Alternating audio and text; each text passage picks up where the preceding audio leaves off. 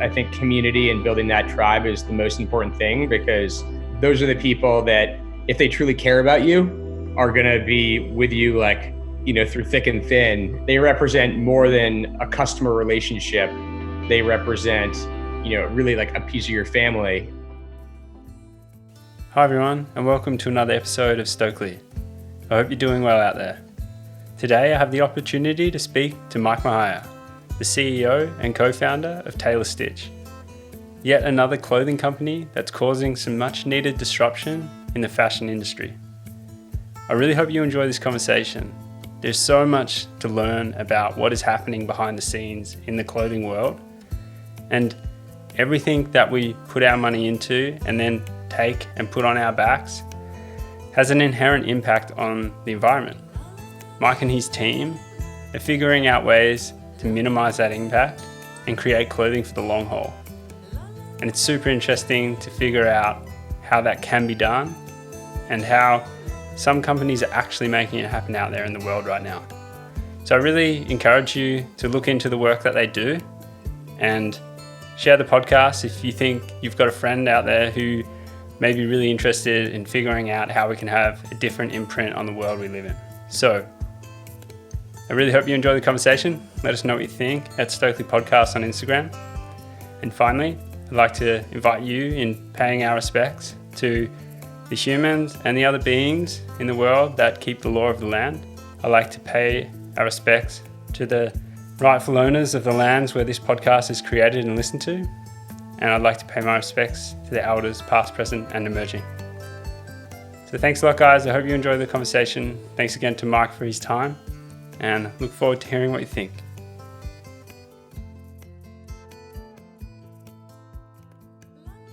Hey, so Michael, thanks a lot for joining us today, mate. It's really great to have you on here. Of course. Thanks for having me. I'm glad we got to make it work with such distant time zones. So always fun. Yeah, the time zone game. I'm still working on my reliability apps and all that, but I really do appreciate it.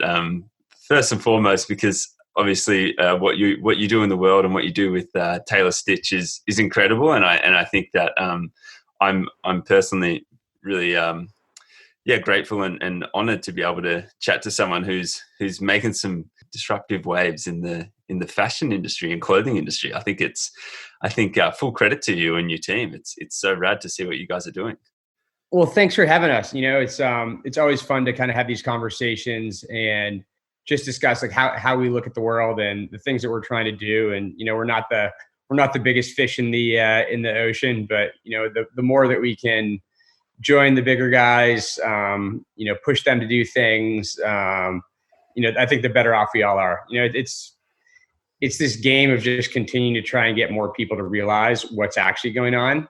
I always kind of operate under, whether or not you can make a massive impact, your impact is going to continue to grow if you continue to like kind of stay the course of what you're trying to do. You're going to be able to affect more people in the way that more people think. Yeah. And I think that's just such a great thing to acknowledge, because what you're doing, on a micro level, you're making some incredible, and I'll let you explain a little bit more about it, but you're making some incredible waves on a micro scale in terms of the fashion and the clothing industry. But really on the macro, that could just be incredible change resulting from like the same thought processes and the same commitment to I guess a better way of doing things. Let's hope so. Yeah, absolutely. So without me fanboying over such a rad brand and chatting yourself and me chatting too much, let's hear it from you. So can you give us a bit of a rundown of Restitch and what you and your team is all about? Yeah, so we started the brand, 10, 12 years ago after we graduated college, me and two friends. And, the initial kind of inkling was to just make great products that last. When you're a small brand, and a lot of it came up from our backgrounds of like where we grew up and how we grew up. So two of us founders grew up outside of Portland, Maine, and then another founder grew up outside of Philadelphia. all suburbs or cow towns or all sorts of things. And I think the thing that, really was our guiding light was to build product that was going to last, because that's how we grew up. Like, especially for me, I grew up with, LL Bean as my kind of North Star from being 15 minutes away from that. And, we still have to this day, LL Bean boots, the duck boot, the famed duck boot from the 1970s that my dad's like still spraying like silicone epoxy on like the holes of the, the soles and the tops to them and things like that. And that was just a way that we were raised, that things get better with age, not wear out. And we kind of adopted that as the early beginning of Taylor Stitch. And, I'll be the first to say that, we didn't have we had a supply chain that was very localized as much as we could, just by nature of our scale. And then as we grew, it was like, hey, we kind of had this internal saying, which was get bigger, get better, and still is get bigger, get better. So it was always this idea that what can we do next to be a better company and a more responsible company? So those were kind of the initial inklings. And then as we've grown, we've kind of layered on these 5 pillars of responsibility that guide the company today. I can kind of take you through those if you think it's helpful. Does that sound good? Yeah, absolutely. I'd love to hear about the 5 pillars. I've got that noted down. So I did want to touch on that. So the first pillar is build product that lasts. So the best thing that we can do in any industry is build product that is going to be here for as long as humanly possible, because that's what keeps things out of the waste stream. And the waste stream is, the worst part of specifically the fashion industry. So worldwide, the stat is that 85% of clothing goes into a landfill every year. And these are the things, inclusive of the things that we feel good about. In the US is going down on a Saturday morning and dropping your 4 bags of clothes off to Goodwill and being like, you know what, these are going to go either to somebody in need or, something of that nature. The reality is those are included in that 85%. So we have such an overabundance of clothing being produced every year that we're creating waste. And so make products that last keeps things out of the waste stream. The second kind of pillar of responsibility is use responsible materials. So we actually just sent an email yesterday. Taylor Stitch, as of basically right now, has hit 99% organic cotton. So 2 years ago, we were using 0% organic cotton, and now we're up to 99%. A lot of this, I will say, is in relation to moving our supply chain, predominantly to China. It's like I said, I was the first person to kind of be like, hey, I don't know about China. We've always been in the US and Europe, and then I kind of realized that as we dug in, the more that I learned, the better I felt. And the more that I realized that they were actually the right partner for us to build a more responsible company, because everything in the supply chain is hyper localized. So the cotton's generally in the same region, as the fabric mills, as the dye facilities, as the manufacturing. So you're not shipping stuff all over the world, which was a big issue. Where even when we made products in the US or Europe, a lot of our fabrics were still coming from all over Asia. So trying to create kind of a vertical manufacturing facility is the best thing that we can do for the earth. And we're shipping things like, Taylor Stitch is at a size where we're shipping things to Japan for our Japanese partners. So it definitely doesn't make sense to ship things from, anywhere, in Asia or, Europe or anywhere to the US and then back to, a place in Asia again, for that matter. So these were some major issues that we were trying to figure out. And, China specifically has invested so much in technology and is such an advanced manufacturing country that it's not the cheapest place to make things anymore. And that's not why we went there. We went there because they were the best. Like the sewing is way more fine-tuned. Like the skilled labor is way better, and they were just amazing partners, and they were like very industrious in figuring out like these things. And we said, hey, we want to make sure that, we had GOTS certified cotton, and like these things all mattered to us. So that's kind of a very long-winded second pillar of responsibility. The third pillar of responsibility is take care of your people. And I would say this is the one that we're trying to work hardest on this year. Because to be honest, it's been the biggest challenge is, we make sure that we're paying fair and prevailing wages, everywhere in all of our factories. The thing that we're trying to now figure out is how do we do more than that? How do we build, what we're kind of calling development funds? Listen, like the thing that I always kind of look into is it's really easy to do this kind of, buy one, give one. It's really easy for the consumer to understand.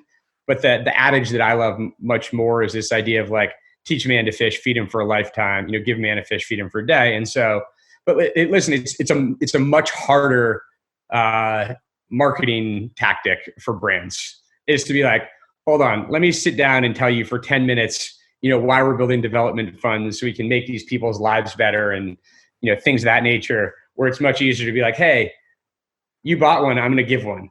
It's, and so, one thing that we've done is we've worked with our manufacturing partner to set up a tailor stitch specific factory. So it's only tailor stitch garments on the line. So then we're able to work more closely with, not only does it give us a lot more flexibility in the manufacturing process, but it allows us to, focus more on the people that work on tailor stitch, and the product versus, you could have a tailor stitch product coming off the line and then any other brand coming off the line. If we're incentivizing them, to do better, and create a better life for themselves, and like these other brands aren't, like it just, it kind of throws the whole thing off. So that's a challenge that we're working through, and, trying to make a lot of developments there. That's the part that we're like, hey, let's focus on this year.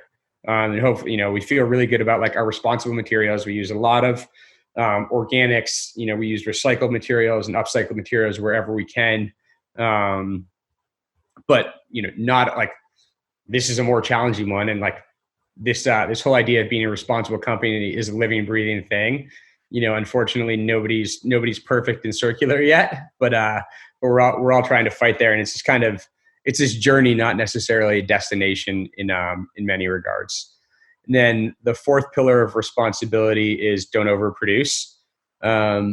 So one thing that Tailor Stitch has done differently for the last, going on 5 years now, is we launched our program that we call our workshop, which is our internal crowdfunding platform, much akin to Kickstarter or Indiegogo, if people have used that before.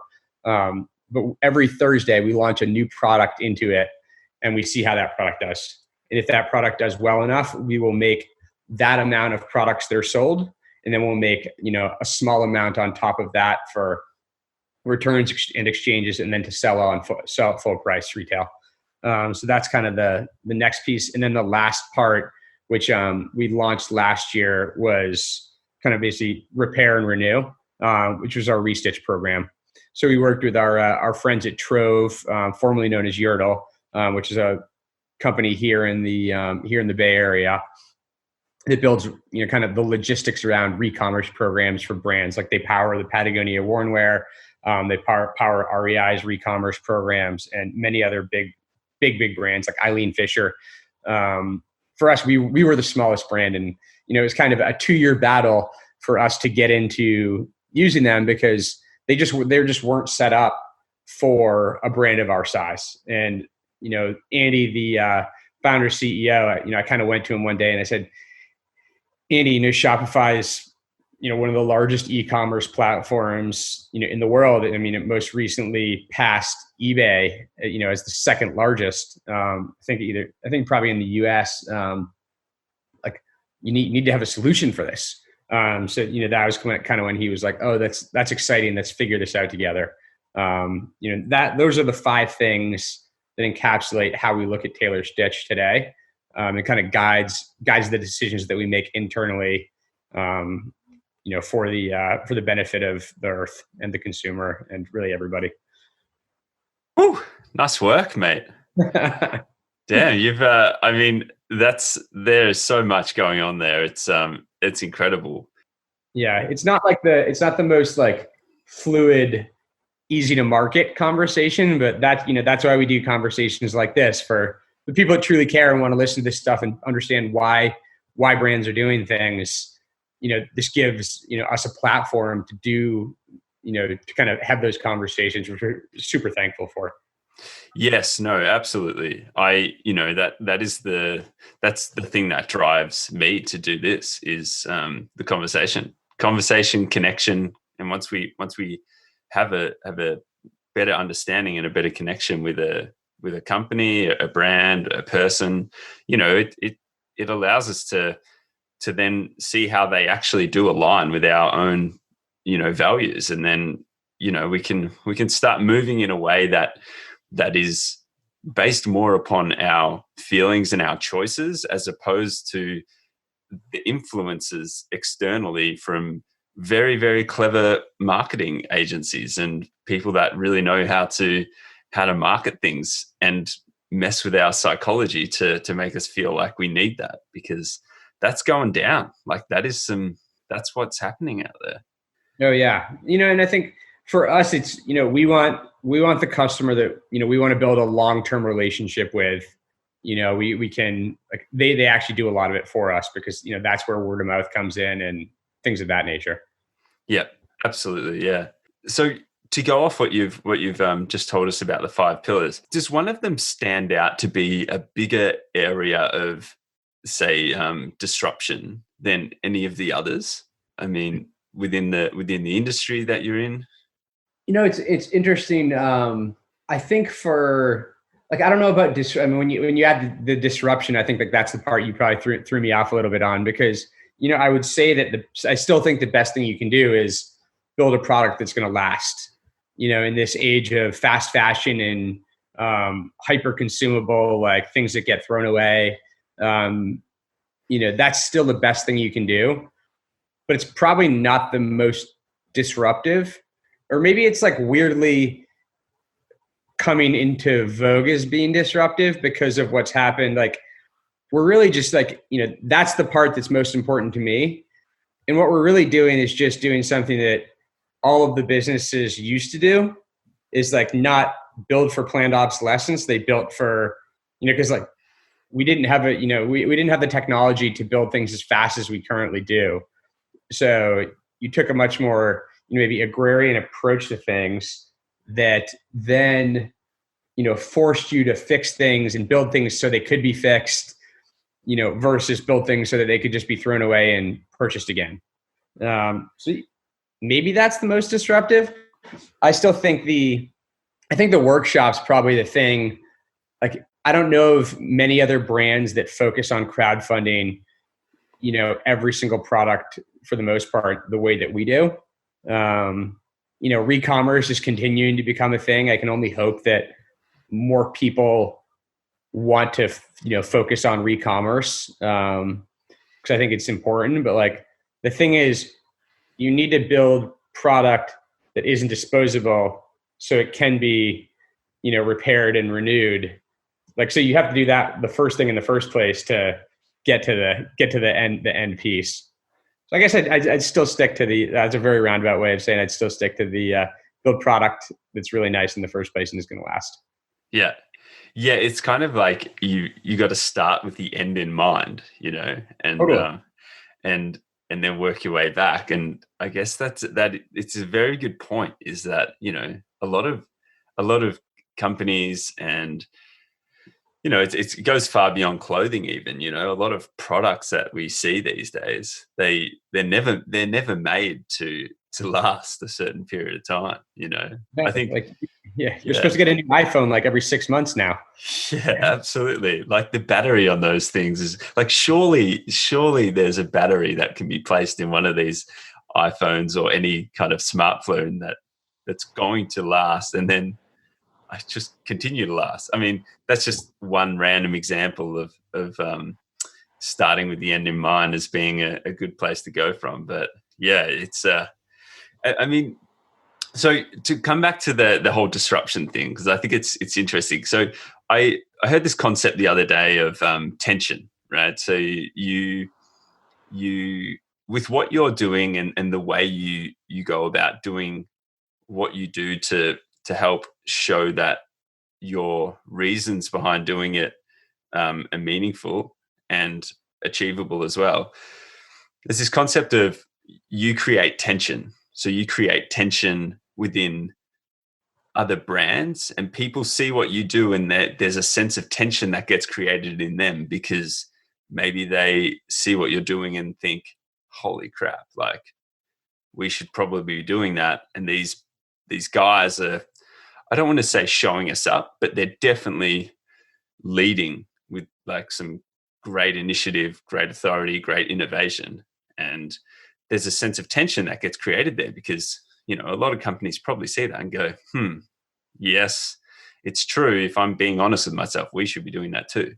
So what I wanted to ask is, through that, how do you collaborate with even say like competitors, and how do you open source some of the information that you do to allow other companies to join in this movement, as opposed to, you know, taking all of that market share and being like, you know what, we came up with this, we're going to change the world, we're going to carry that because we believe in it and we believe we can. But is there a way that you can collaborate with competitors and try and lift everyone up at the same time, as opposed to continue to build your brand? Yeah, I think naturally, like, you know, nothing that we're doing is, you know, a crazy like technological advancement that is like trade secret IP. You know, it's like, for instance, like Patagonia developed a duck canvas that, you know, was very responsible. We went and developed a slightly more responsible duck canvas. Patagonia is adopting that duck canvas, which is like, you know, a huge win for us because like, we feel like Patagonia, who we look up to as an incredibly responsible company, has has adopted something that like we may have been first to market on. You know, we see the same thing with like our waterless heavy bag T-shirt that, like, you know, is made from 100% recycled and upcycled materials. I think it's awesome to see when other people use that, and it's all out there. It's all, it's all able for people to be used. It's not like anything that we're using is something that you can't go out and get in the world. And like, also we have conversations with, like, we're always open to have conversations with people. I think, we've talked to people at Patagonia and Eileen Fisher and Levi's. We actually kind of try and go to like the biggest brands, North Face as well, to have these conversations. And so, maybe it's not as public facing as it probably could be, which I think is maybe part of like that open source. But, we've had students to come in, and, I've spoken at universities to kind of create more knowledge base around this and how we think about it. So I think it is, maybe it's not 100% open sourced, but, whenever we can help and, try and get everybody to think this way, but it needs for them to like make that decision internally as well. Which I think is the biggest, I still think the biggest challenge is that adoption, for like any brand. Yeah.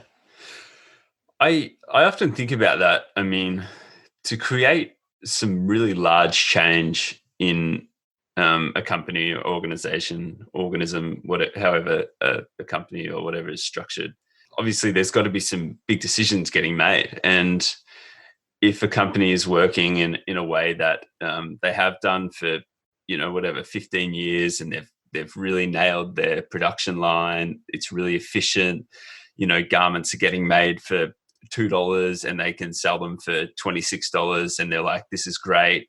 As soon as we get down to $1.80 per garment, we'll be great. We'll have much larger profits and margins and things, And I just think if they were to change and make that change, that is that's going to take a huge investment of resource and time and commitment, and probably a huge hit to any kind of profit. And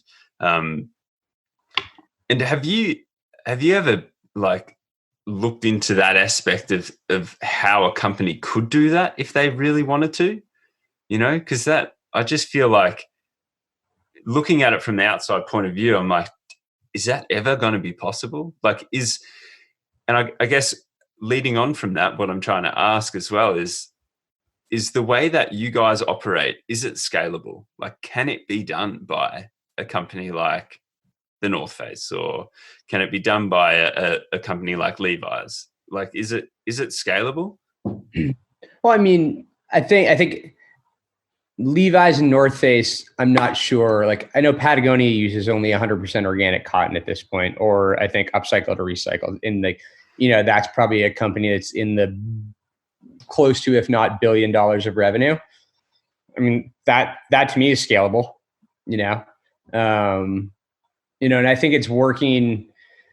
Listen, these things are journeys, especially for big companies like that. I never look at any of them and being like, oh man, like, they're not using just organic cotton.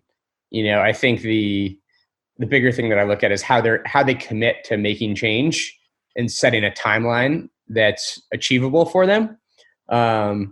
Because the reality is that there's still a lot of jobs at stake. There's still a lot. It's this weird push and pull of, supporting people. Like, you could shrink your business, but then you have shareholders that you need to report to. You have, employees that you need to continue to pay. Like, there is an ecosystem here at stake. And, I think that the brands that commit to this and build their plan to make change can do it. And listen, it might take a decade, but I think the customers also are willing to go on that journey with you if you make that commitment. And there's been some big brands, even some of the fast fashion ones, I have less faith in them being able to do so, but they've made commitments to try to become circular. It's interesting. So yeah, all in all, yes, I think you can do it at scale. It's a hell of a lot easier to do it from the beginning or close to the beginning. That we are a much smaller business, but it was still a big change for us.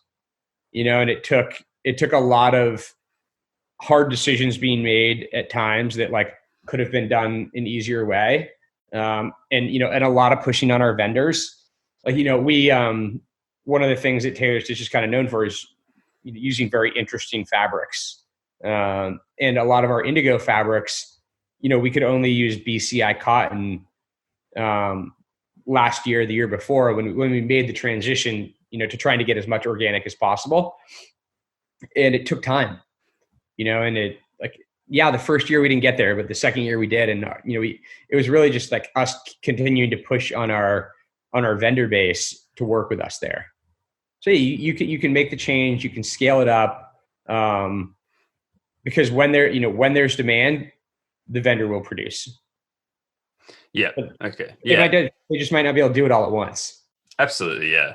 And as you say, I think using the term a journey is a great way to summarize what you'd really need to go on to make it happen.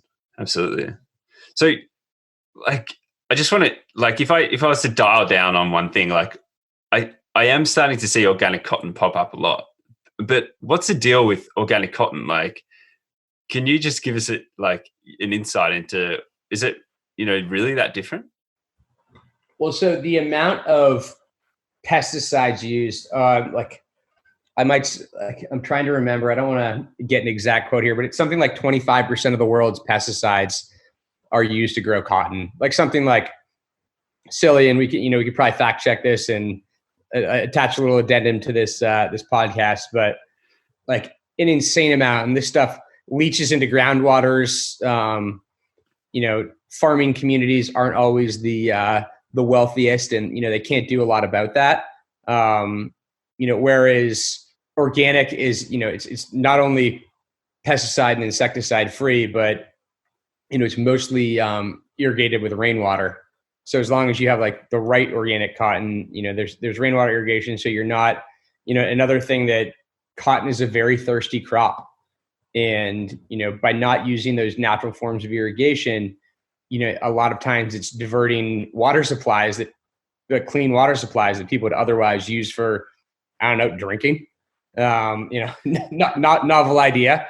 To feed the cotton. And so that becomes huge issues in many places of the world that just aren't known about, where there's like lakes that have dried, like massive lakes that have dried up because of cotton farming, which is one of those things that it's not the same problem with organic.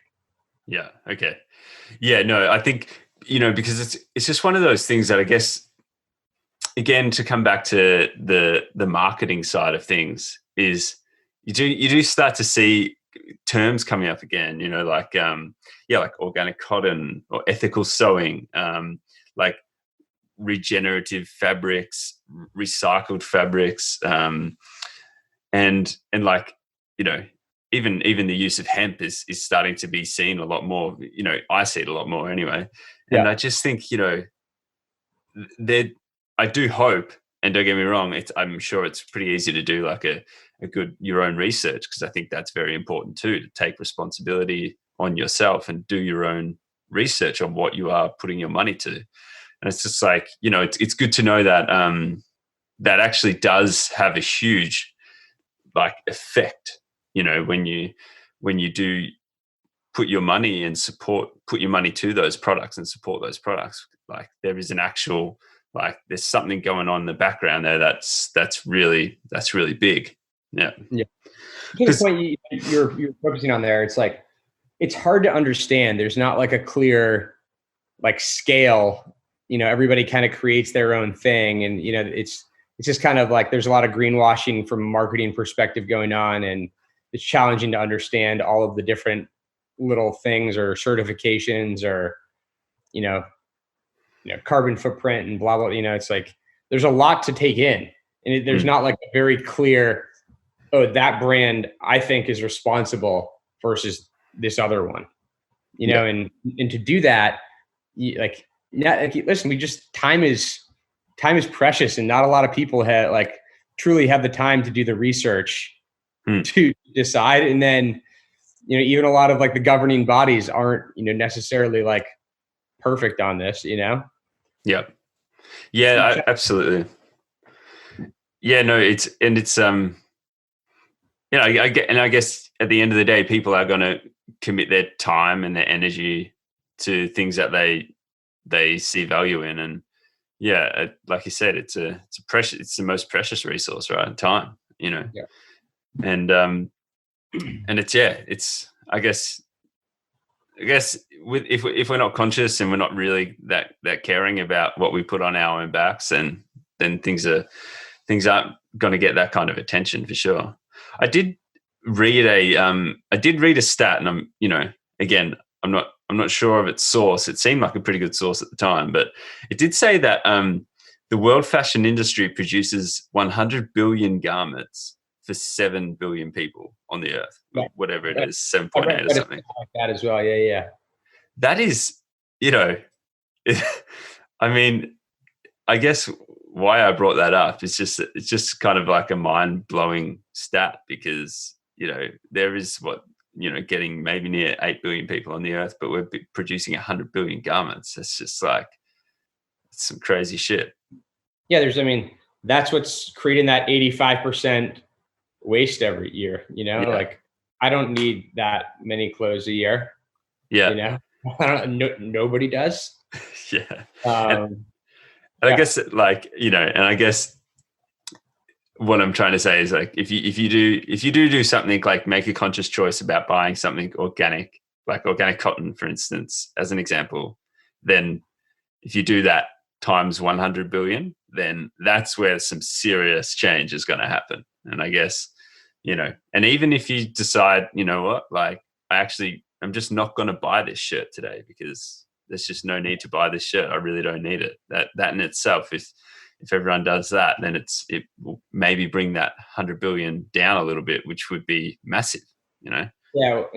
And that's the big thing that we need to solve for, is like the overproduction of clothing, to support an industry that doesn't need to grow any more than it does, and rethink about where those resources are being used, to and reallocate them.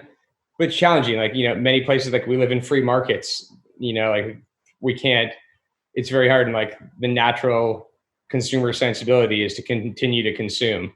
And it's a very difficult habit to change for people, and like, I mean, for us, we kind of focus on is like, hey, if we can make a better product that lasts longer, hopefully our consumer is not going to keep buying, more and more of these same things over and over. I mean, listen, like, I wear a lot of white Oxfords, and like, every once in a while, those things, like, you spill something on it, they become less appropriate to wear in, more environments. And, you have to figure out how to recycle them and get them, back into the, when you can't clean them anymore.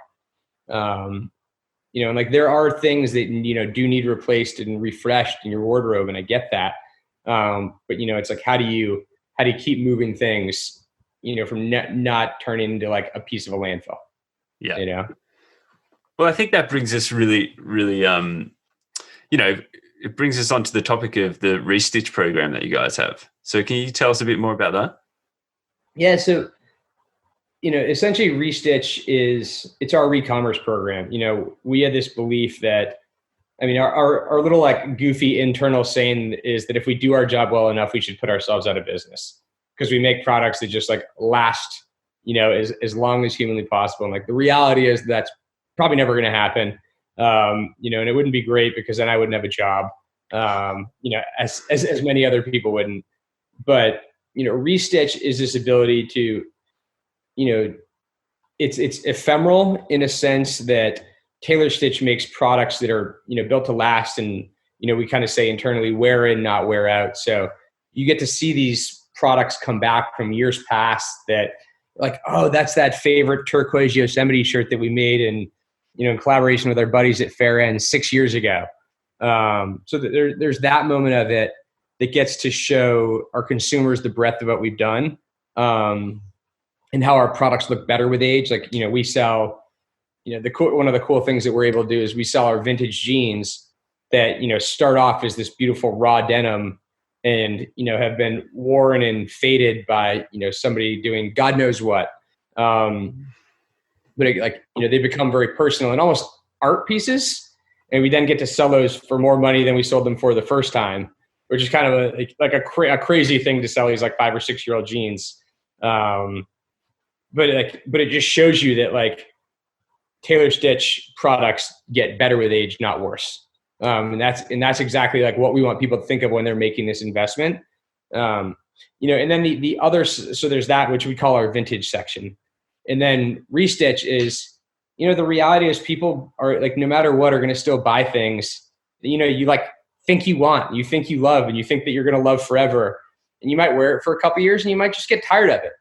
But like, I want to make sure that doesn't go into a waste stream, that we're able to, put that through it's called a Tersus cleaner. Like, so it cleans with CO2 to get, everybody's personal stink off it, and then fix whatever needs to happen, whether it's, patch the elbow or sew a button on that's fallen off, and then resell that to someone.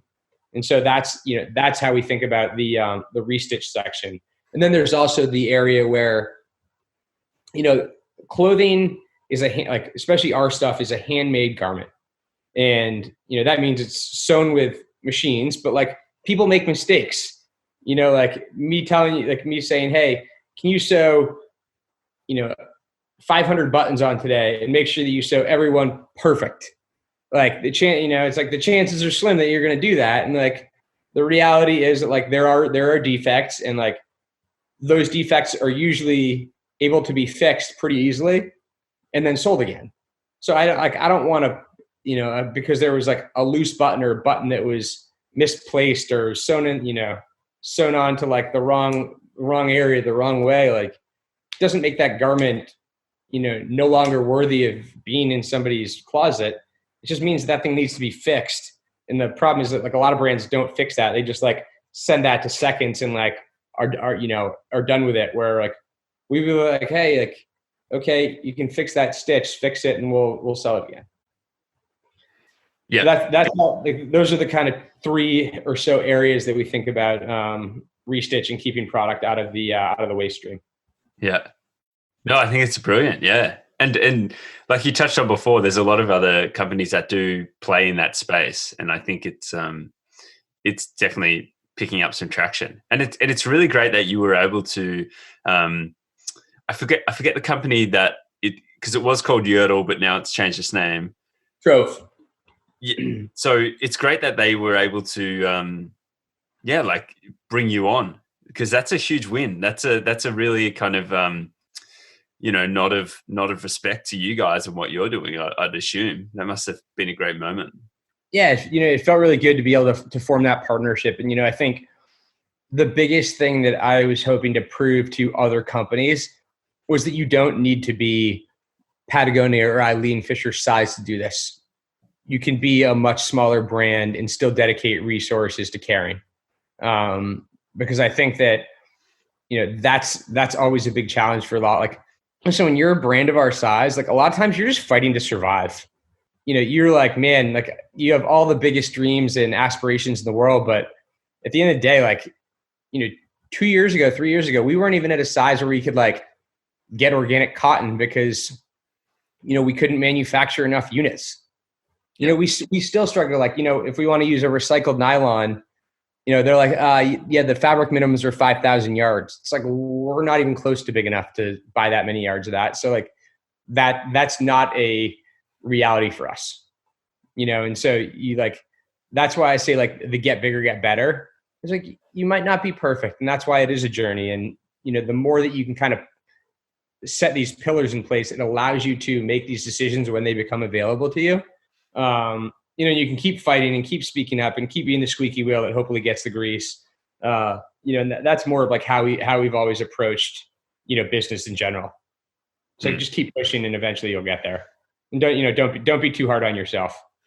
There's some serious takeaways if you were to try and set up a business from what you've already said. You guys you've definitely got you've definitely got a great understanding of I guess responsible business as well.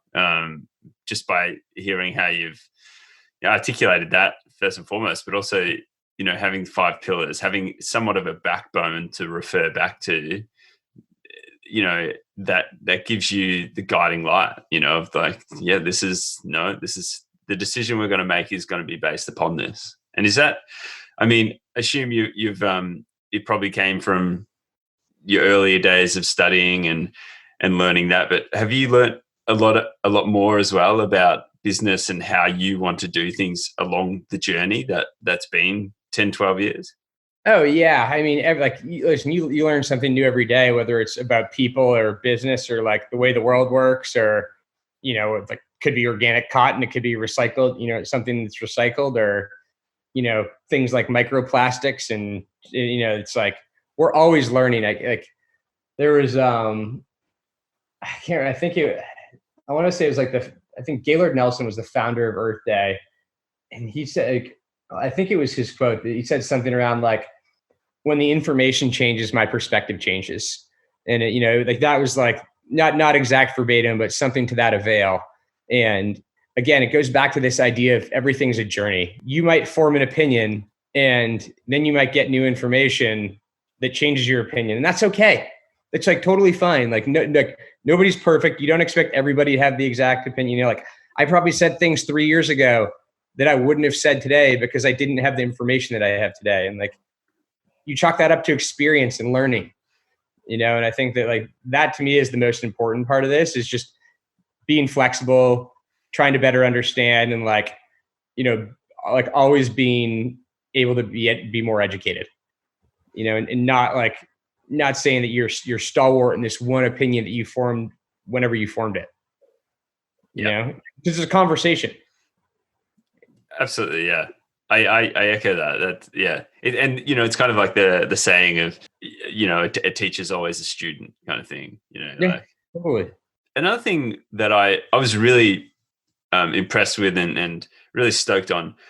I've got a couple of really good friends of mine that did a Kickstarter for crowdfunding Kickstarter for their company called Memo Bottle, which is a flat water bottle, aimed at reducing the consumption and the use of single-use water bottles in the world. And Mhm.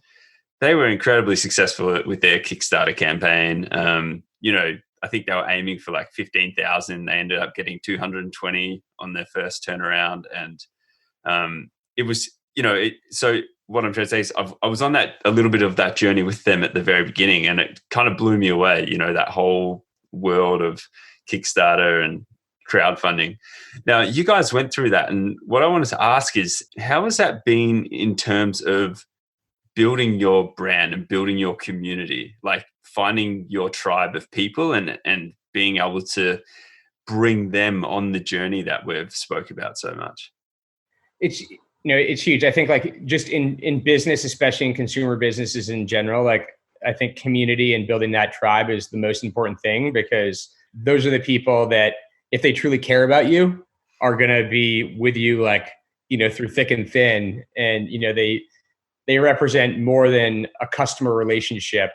They represent, really like a piece of your family.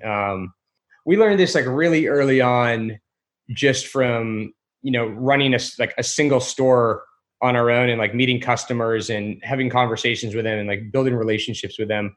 Many of which, like, funny enough, like one of the first people I sold a custom shirt to has become like a really close friend of mine.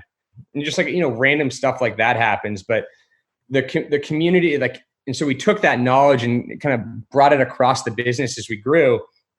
And launching the workshop and the crowdfunding platform is something that kind of perpetuates that at scale.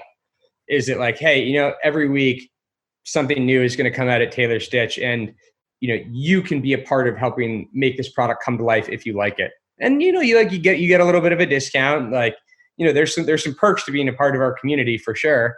But that is I think that's one of the most important part of building a brand in today's world, is like being transparent, bringing your consumer on a journey with you, where they don't feel like they're just handed what you think they want. You kind of bring them into the conversation around, what they want. We do tons of surveys, around anything and everything, basically. Because I want to better understand the customer, because at the end of the day, like, the customer is the one that allows us to do the stuff that we're doing. If there was no customer, we would just be making clothes for ourselves, and that wouldn't be a business, and then that wouldn't be any fun. And it's you get to share this thing. Like, I feel very lucky. Like, we get to do something that's really cool. We make clothes that people wear. Like, that is really damn cool. And to see it on the street, and to have conversations with customers when you do see it on the street, and it makes that community come alive in an even greater way, which is super interesting. Yeah, it sounds like an incredible way to share your passion as well. And how does it work behind the scenes? The thing that I do love hearing about, which is the whole concept of you're a product of your environment, and you are like a combination of the 5 people you spend the most of your time with. And I love that. I love that idea. And how does it? So what I'm going to ask is, how does it work behind the scenes at Taylor Stitch? Are you surrounded by a team that is all fist pumping when they walk in the office at the start of the day, and they're just like, let's get out there and change the world? Like, how do you make sure, as a co-founder and CEO, how do you make sure that you keep your crew there, who you're surrounded by, motivated by it? Like, what are the things you do? So for me, like I maybe take a more quiet approach to, like, I'm not like the fist pump sort of leader where it's like rah rah. Like, it's not like it's not like Glenn Ross, like sales organization in there where everybody's like, coffees for closers. It's more like, hey, these are I take a much more entrepreneurial approach to it. where, I say, these are our pillars, this is what we stand for. And then I just kind of question, and I like make sure, like, I was like, does this fit what we're doing? And, I think by doing that, we've built a very strong core team that actually makes it, like, they make my life way easier because I don't have to be the one that questions as much anymore. It's just like everybody's like, it's kind of inherently built into the four walls of our building. They're like, this is how you operate this business, and these are the things you care about. And, first and foremost, product still needs to be great and cool. Like, if you have a cool product and I have or if you have a product and I have a product, and mine's more responsible, but yours is cooler, people are still going to buy your product, and like, that's the reality of, like, you have to be cool and responsible. And so, these are the kind of things we talk about. And, arguably sit down and like say, like, is this product, like, objectively cool? Like, are people going to buy it? And, like, then we ask our customer if they think it's cool or not before we go and make, like, more than a sample. So there's those kind of conversations that we have that, we really lean on our customers. And, it's more about just building a culture of, entrepreneurialism, where people are, not afraid to kind of make decisions, because I don't want to micromanage people. Like, I want people to, like, come in and do their own thing, and, like they just get it. So that's actually, like, more of the way that, our executive team manages is, like, people kind of be like, hey, what would you do here? And we kind of push back on them and say, oh, what would you do? Like, you tell me what your decision is, and then we can discuss, how we're, like, how we go forward here. So it's really like this idea of, like, empowering people with, like, these kind of 5 pillars and constructs. Yeah, I think it ties back to what you mentioned before with one of my favorite, like, quotes and sayings is, give a man a fish, feed him for a day, teach him how to fish, and you feed him for a lifetime. Totally. Yeah. And it's, and it's across all parts of the business, not just, like, the responsibility part, like, we want people to understand brand and, product and voice and the financial aspect, and, basically understand how all of their decisions affect every piece of the business. So, they can take more autonomy, and they just have more purview into why they made a decision that they made. Yeah, no, that's great to hear. I mean, it sounds like you, even behind the scenes, you're definitely building a very a business that is going to last the long haul, not just a company that the product does that in itself. Well, yeah, I mean, that's like, if you can't build a business, if you just build a brand and you don't build a business, you're not going to be here that long. But if you build, like, I say, like, we build a responsible company and a sustainable business. Like, the sustainable part of it is that, like, it needs to make money so it can pay for people, and then we can keep growing, and we can reinvest profits to, to grow and get bigger and get better. But if we can't, like, then we're not making the difference that we could. And, yeah. And that's how we kind of approach everything is, this idea of conscious capitalism. Mm-hmm. Yeah. And it's so great to now, when I was growing up, I probably did hear it, but I've never understood it. But now it's kind of like having all these different terms and different ways of doing business are coming into the limelight, and it's like, oh yeah, well, cool. What is that? How can we do that and change the status quo of what was and go forward in a different way? Yeah. So you mentioned before that that you've been and you've spoke to a few universities and things like that. How is like, what is the age bracket that you find yourself continually, like, speaking to? And do you feel like these discussions at universities have some, like, do you think people are appreciative of what you're doing? And do you think that generation is going, oh yeah, not to say that universities aren't, anyone of any age can be at a university, so it's not really a generational thing, but yeah. When you go to a university, obviously people are probably very new to the idea of what you guys do and who you are. How's that been? How's the response to those kind of discussions been? I think at we'll call it the typical university age, I think Nice the younger consumer is more in tune to this than the older consumer, because they're the ones that are like, I need to fix something because this is a very real problem in my lifetime. It's not a real problem in the lifetime of like older people. They're not going to be here for when this is like an actual problem. And like the younger people are the ones that are like, I mean, there was some stats around, the anxiety levels of like the young people in the world around the environmental crisis. And they're like, yeah, this is a real crisis. Whereas like the older people are like, yeah, I think like a much smaller amount of them like actually think it's a real crisis. Yeah, that's brutal. And so yeah, I would say like, those, the thing with Taylor Stitch is it's a little bit of a weird space because our guy that buys us, is a little bit older. He's 28 to probably 50 years old is kind of like our core demographic. So when I'm talking to them, it's more like, future employees of Taylor Stitch and, hey, remember us when you can afford or get your, parents to buy this and invest in this for you.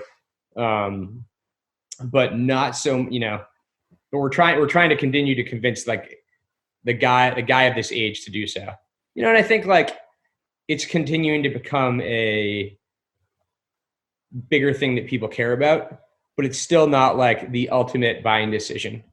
I think the things I kind of compare like three major markets are clothing, automobiles, and food. Like the reality is that like, a lot of people are still relatively selfish. And like when you buy organic food, you're like, oh, this is healthy. You're like willing to pay more because you're like, this is healthy for me. I'm putting it in my body, and when you like buy an electric car, or a hybrid car, you're like, this costs less money at the gas pump every time I go. So again, like a little bit selfish where it's like, your organic cotton shirt versus my non-organic cotton shirt, really they look the exact same. Like there's nothing that says like this is an organic cotton shirt, and like, so it's a little bit harder of a thing, especially when like Taylor Stitch has naturally been like a more minimal brand. Like we don't, have big Taylor Stitch logos everywhere. So it's more of like, you gotta wear the badge internally with pride. Because we've always been a very design driven brand. So we're not as outwardly branded as many businesses. Yeah. I like that. That's a nice inwardly branded. That's cool. So, hey, where did the name come from, Taylor Stitch? It was kind of like this reverse engineered. We were 5 guys living in a 3-bedroom apartment, and my business partner and I were what we called roommates, which is, after college and you still share a room with somebody because you can't afford your own room. And we were literally just sitting on our bed trying to come up with a name. And our first apartment was at the corner of Taylor and Clay Streets in San Francisco. And, we'd come up with a bunch of stupid names, and this idea of like the name Taylor is it can be a men's name, it can be a women's name. It was an obvious play on the name, like a tailoring, like tailored clothing. We started as a custom shirt maker, so that felt like a good first name for this, person to be. And then Stitch was the backbone of every garment. The thing that when a thing is stitched well, it holds together nicely. It lays nicely. It shows this level of craftsmanship. And that was it. So it was this weird kind of like reverse engineered name. That runs a lot deeper than I thought it was going to. That's cool. I like that. Yeah. No, it did. I mean, to me, it takes on a whole new meaning now to understand that. That's cool. Nice work. Thanks. That's a really well done job on naming that. That's cool. So just because predominantly it's menswear. Are you looking at getting into producing more female garments, or do you know of a company that is like your equivalent that really does deliver the same kind of service and product, in specifically or including female wear? Yeah, I mean, we did women's garments for a year or so, and we just didn't have, like, we weren't big enough at the time. We didn't have the, it was too much of a distraction from like where we currently were as a business, and became too much. So we actually stopped it. We might get back to it someday, but like we still have some of our female customers, ask us when we're going to do it again, and we'll never say never, but it's not, not on the front lines. One of the brands that is actually another local San Francisco brand that we find, to be kind of like, our sister in Responsibility is a company called Amor, which I think does a really nice job, building responsible garments and more environmentally friendly garments. How do you spell that? It's Amour. So it's French for love, and then Vert, VERT, which is French for green. Love green. Yeah, love green. I mean, that sounds much better in French. Yeah. And I mean, geez, you guys could have had that. You guys could have had a more vet. Yeah. But Taylor Stitch is good. Yeah, it's a little more effeminate. It works well for him. Yeah. So, dude, I just want to I really appreciate your time again, and we're coming up to an hour, and I don't want to hold you off too much longer for getting on with the rest of your day. But is there anything else that I've got two more things. So is there anything else that you would like people to would you like to leave people thinking about or pondering from our talk, and just from your wisdom? I mean, the one thing that I will, that I always kind of like to think about and like people to think about is, how you're, I will always assume that people are going to make consumption decisions based on things that they think are awesome. So, aside from that, how do you not only think about, I'm going to buy things that are awesome, but also I am going to buy things that are responsible, and, how you think about the way that you consume, changes the world for the future of people that live here, and need to take care of it. And the other thing is how you think about the world as one, not as pieces, because I think that was the thing. That was like the biggest realization and thought for me is like, we started this business, very focused on made in the USA and, made in wherever that we thought was, sounded the best, and then as we kind of grew, and this was my like, when information changes, I change my opinion, and we have one earth to live on. That's it. It doesn't matter whether you live in Turkey, in the USA, in Bangladesh, in Argentina. If you ruin one part of it, you're gonna, everybody's going to have to move to another. And if we ruin all of it, we might all be on Mars. So we need to figure out how to solve this together, and think about it not so much as where something comes from, but the effect that it has on the earth as a whole, and trying to understand that in its entirety. Nice. That's great, man. Yeah, I absolutely agree with that. I really think it's something that we can. There's always an aspect in someone's life where we can use exactly what you've just said there to create a little bit of a change. 100%. Mm-hmm. And so, one more question came out of that, and that was the term awesome. What do you mean by the term awesome? Because is that an internal feeling for yourself that you feel awesome within yourself, or is awesome something that refers to what other people think of you when they look at you? That's a good introspective question right there. I mean, listen, I think it can be both. I think awesome can be something that you feel like. I think awesome is naturally something that you feel about something else. You're like, that product is awesome. I love it because it is cool looking. It fits me great. It makes me feel great, whatever that may be. But then, at the same time, I think the thing that you brought up is, people have their I was discussing this earlier with somebody, is that people have a personal brand. and they want to buy something that attaches to their own personal brand. And I think that's continued to be a bigger and bigger thing. So buying things from a retailer that they feel good about talking about, could be awesome. That could be part of the awesome. And like, my hope is that becomes more part of awesome. I don't think it's a big enough part of awesome right now for many people, but I think it continues to become, the consumer feedback that we keep getting as we continue to see that more and more is that like people are stoked about the fact that our products are responsible. And that becomes like more and more of part of the conversation over time, not less and less, which is exciting. Yeah. Nice. Yeah. I like that. I like that answer. That's great.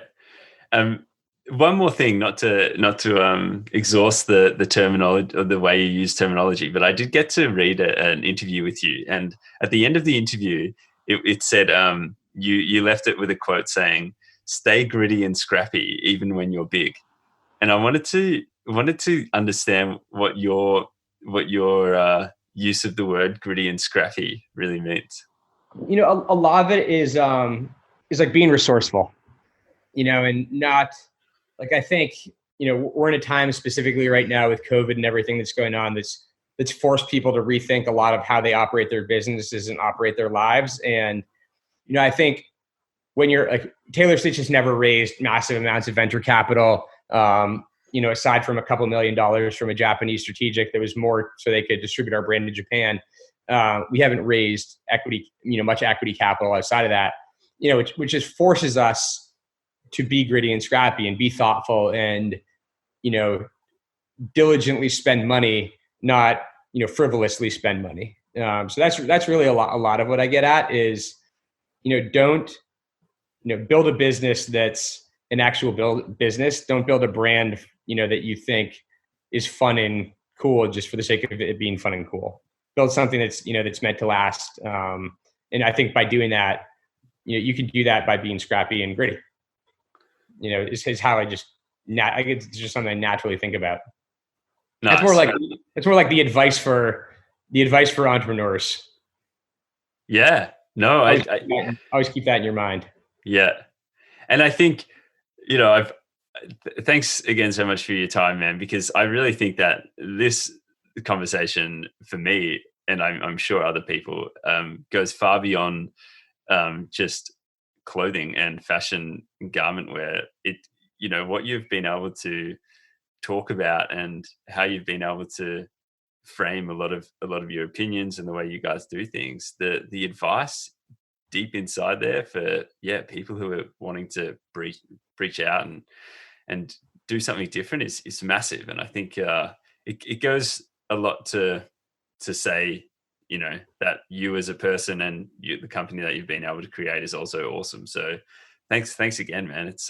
It's been rad to have a chat to you and find out some more. It's really uplifting to know that there is a company like you guys out there, albeit a little bit smaller than some of the other ones, but doing some rad work in the world. So respect to that. Really, thank you for having us. I mean, I can't tell you how exciting it is for us to have these conversations and, reach more and more people with, the kind of ethos of what we're trying to do. And, without you guys, there's no platform for us to, really do that. I mean, I could sit here and record a, conversation with myself, but that wouldn't be anywhere near as much fun either. No, man. Well, I hugely appreciate your time and all the best with everything that's going to go down in the future. I really hope, like touching on what you just said, I really hope this period with the COVID situation, COVID-19, is creating that little bit of a change in people's thinking, and they are taking some time to go, hang on, how can I be a bit more resourceful given, the cards that we are getting dealt right now and the cards that we might get dealt in the future. So I think I really hope that too. And listen, our earth is healing itself right now.